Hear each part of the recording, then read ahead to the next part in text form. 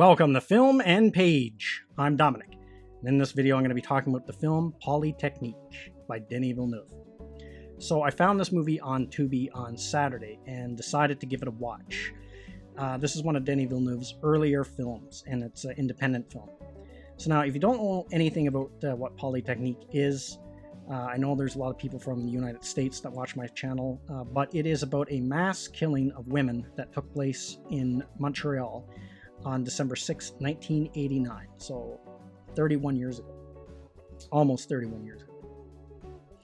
And the gunman wrote a letter, and so he left behind a reason why he did the killing. So he went to the, I believe it's an engineering school, that was the school in Montreal called Polytechnique, and he went there and with a hunting rifle and killed 14 women.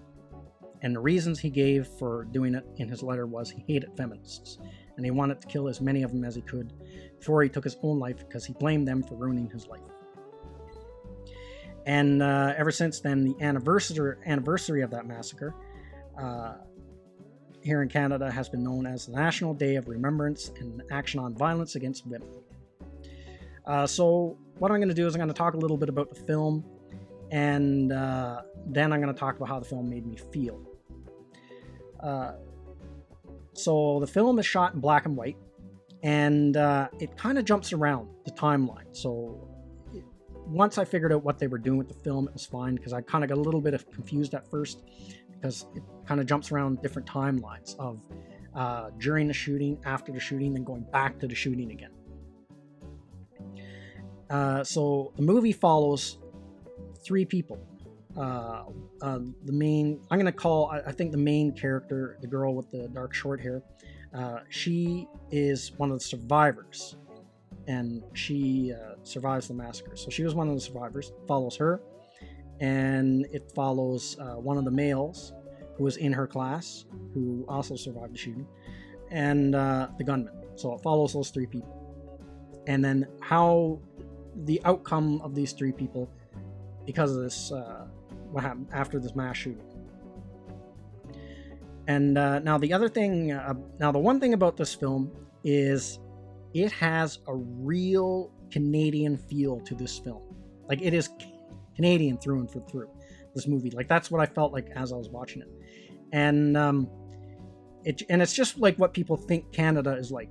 I mean, minus the mass shooting, but you know, it's winter, it looks cold, and I think the black and white kind of helps with that indie feel to it.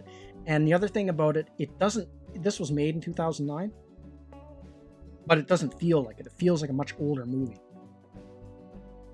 It feels like, and the reason why I say it feels really Canadian is, it's hard to explain, but the only way I can explain it, it's like this. It's like when I was a kid growing up in the 80s and early 90s and stuff, CBC television you didn't know what kind of movie you're gonna catch on CBC after, like, you know, you were done after my dad was done watching the news, and you know, our parents went to bed, and I was on summer holidays, and then, like, you know, CBC would always play some odd movie in the, like, you know, wee hours of the after midnight. So I caught a lot of these weird, strange, independent Canadian films when I was a kid that I would sit and watch and not really understand them, but there would be something about them that I would think was fascinating as a kid for some reason, and I would just watch them. And because the other channel, because when I was growing up, we only had two channels, CBC and TV, that's it. And the other one would be over. There'd be no programming on that one afterward. So it would just, CBC would usually have some strange movies or something, or the original Star Trek. So I would catch these, like, oddball independent Canadian films. And when I watched Polytechnique, that's what I thought of. Like, this was a movie that it could have easily have popped up back in the day, you know, after, you know, late hours of CBC television. This is the kind of movie that you would catch, this style of movie, something like this on CBC television late at night. So that's what I mean. I guess that's what I mean by saying that has a real strong Canadian feel to it. And obviously Denis Villeneuve is Canadian. And the other thing that this is probably, this case of this mass shooting case is probably something that's really means a lot to him because it happened in his province.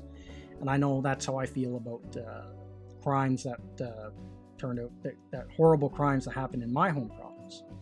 You know, you kind of have this weird personal attachment to it because it affects you more because it happened in the province you grew up in. So that's what I liked about the movie. And now, I won't get into spoilers about the outcomes of the characters, but well, if you know anything about the history behind this, you know, the movie's already going to be spoiled. But there's one character, the male character, his fate is not in any of the news stories, so that one I won't talk about what happens to him. But the gunman, you know, spoiler alert, he killed 14 women and then himself. So that's pretty well known. Anyone who knows anything about this massacre will already know that. Same thing with the female character. She's the one that survived. Because spoiler warning, he shot her and then, but he hit her in the leg and he grazed her head, so he thought he killed her, but he didn't. And because of that, she was able to survive.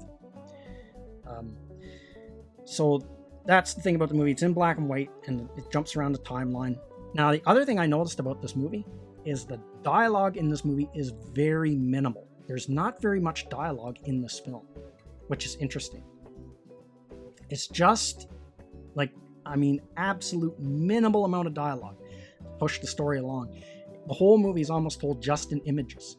Now, the version I watched was like an English dubbed version. So, but you could, even if you didn't speak English and you watched this movie just in French, there's so small amount of dialogue in it, you could follow the movie just as easily without even knowing French, because the dialogue is so sparse in the movie. So it's interesting. I'm really seeing too many movies like that where they have like the most minimal amount of dialogue. The other thing about this film is it's short. I think it's like an hour and 17 minutes, and it gets right into the story. Like immediately gets into the story. It wastes absolutely no time. Like the movie's really tight like that. It wastes no time on nothing. Like it gets right to the point of the story and it goes right into it. So you're not waiting around. There's no build-up. It's nothing. And the very first scene in the film is one that will really grab you right by the balls. First scene in the movie, it's like a really like, and then the movie, it's in the way the movie's filmed, it's like really intense. Like there's one scene where the gunman gets into the classroom and he makes the women and men in the classroom separate. Got them all by gunpoint. He tells all the men on this side of the room, all the women on this side of the room, and they'll separate. So then he tells all the men, okay, all the men get out of the room. So while you're waiting, because you don't know what's going to happen in the next scene, like you're thinking, okay, is he going to just open fire on these women? So like the movie draws you in, so it has such a good job drawing you in. It's almost like your heart's starting to race and your heart's starting to pound because you're like wondering, okay, what's going to happen next? Like you're on edge with that scene, like you're on edge because you know something bad's going to happen, but you don't exactly know when. So the movie's really effective at doing that. So for one of Denis Villeneuve's early films, this is a really good one. I definitely recommend watching this one. So now I kind of want to talk a little bit how the movie actually made me feel. So now this is an event. Now I knew about National Women's Day here in Canada. I knew about that, but I didn't know why we had it, to be honest. I just thought it was about violence against women in general, but I didn't know about this massacre until I heard about this film. When I was researching Denis Villeneuve and his past movies, and this movie came up, and when I read about it, I learned it was about this massacre, which is kind of odd that now maybe I might have heard of it when I was a kid and forgot about it over time. I'm not sure, but when I was growing up, my dad was like a real news junkie. Like he just consumed news like crazy.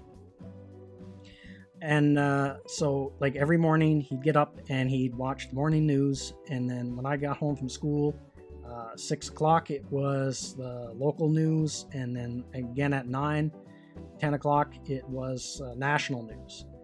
And that was the thing. Like that was one thing. He would not under any circumstances miss the news. So if there's something, and we only had 2 channels, 1 TV. So if there was a movie or something I wanted to watch that came on the same time as the news on the opposite channel, no, there was no way I was going to get to see that movie. Like that was just the battle I was going to lose. My dad would not miss the news. And as I got older and stuff, and then my dad when we finally got cable. And then my dad realized there was like 24-hour news stations. Like then he would just be, constantly going back and checking the news, like watching it throughout the day.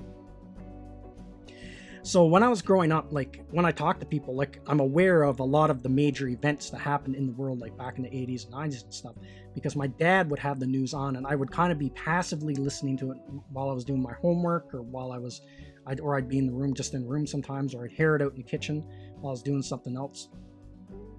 Like I never went out of my way to watch news with my dad. Like sometimes I did, but like when I was a kid, like the news to me when I was a child was just, I thought it was completely, utterly boring and wanted no part of it. I just wanted to watch cartoons or Star Trek or play or whatever. But this is one event I wasn't aware of. So I don't know for sure my dad watched the news and heard about this. I know he did because he never missed the news. So he would have heard about this. So I might have heard about it and then just forgot about it over time. But as far as I know, it's something I wasn't aware of. And as for how the film made me feel, it's a movie that when you watch it, you're going to want to know more about what actually happened. Because the film kind of has an opening line, like some of the characters are fictional because to be respectful to the families. So I read some other reviews where people were complaining, well then how do we know what's real and what's not real? All the major events take that. You will see if you read up on this story in like news coverage, it's all in the movie. So basically, I think he just changed names. That's it.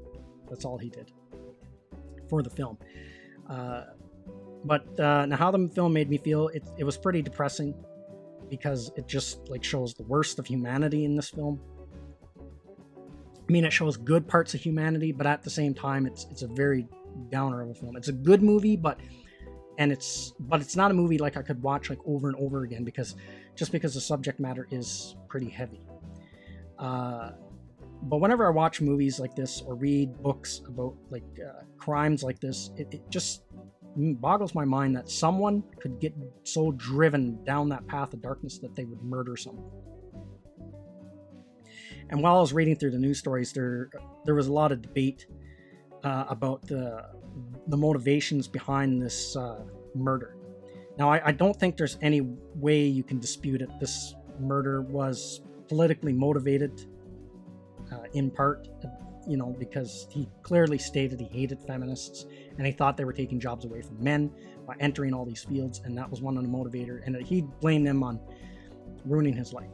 And the way he is portrayed in the film is he just sees all women as feminists. The way his mind works, there's no distinction between even if there's women who were there that weren't feminist or didn't identify as feminists, he just shot them anyway because in his mind there's no difference, there's no distinction. It's all the same. Now, there was a lot of debate on what could have caused this to happen, why he went down that road. And one thing that everything I read, it went in poverty, society, or just how society views women as general was one of the reasons. But there's one thing I kind of noticed that whenever you read about this stuff gets overlooked, and it's how this person how their childhood went. So I read about the background of this guy. His father absolutely, utterly hated women and thought they were beneath him and thought they were just chattel, and heavily abused him and his mother, and even kept them separated. So his mother could never show any affection to this kid. And finally, his mother got away from the abusive father when the guy was 7. But then he was always like being shifted around to different family members and stuff because his mom had to work full time to raise him. So it reminded me of a book I read a long time ago called The Need to Kill. And it was a book that profiled serial killers. So as he went through the book, it went through all these different serial killers and had all their profiles. So in the book, every one of them had one thing in common, all these serial killers, is they all had really horrible childhoods where they were abused heavily. They all had that in common. And even that book pointed out how, as a society, when we don't take care of children, or children slip through the cracks, and these kinds of things happen to them, it's a very heavy. It can take an extremely heavy toll on society as a whole. because and I think that played a big factor in this guy. He had a very, his reality was completely distorted around when he was a child. He didn't have like a not even remotely normal childhood or a healthy childhood at all. And when these kids are treated really horribly like this by the adults that are supposed to protect them, it can down the road have enormous consequences to society as a whole. And I think this is an example of one of them. And that's something that wasn't really talked about. But now, should you go watch this film? Oh, definitely. I totally, highly recommend this film. This film is very, very good. But at the same time, it is depressing. So you'll want to watch something that'll raise your spirits after. Because it's a movie, when you watch it, it's depressing and it's going to make you think after, which is good. Movies that do that. And it's going to make you question humanity, why it can be so horrible sometimes. I mean, now the movie does end off with some hope at the end, which is a good way to end the movie off. But it's a very dark film, very, very dark film. So that's everything I got to say in this video. Let me know what you think in the comments section, and I will see you at the next one.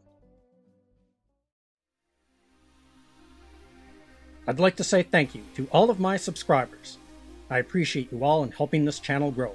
If you're new to the channel, don't forget to like, share, and subscribe. Also, don't forget to hit the bell icon so you'll be notified when new videos are uploaded.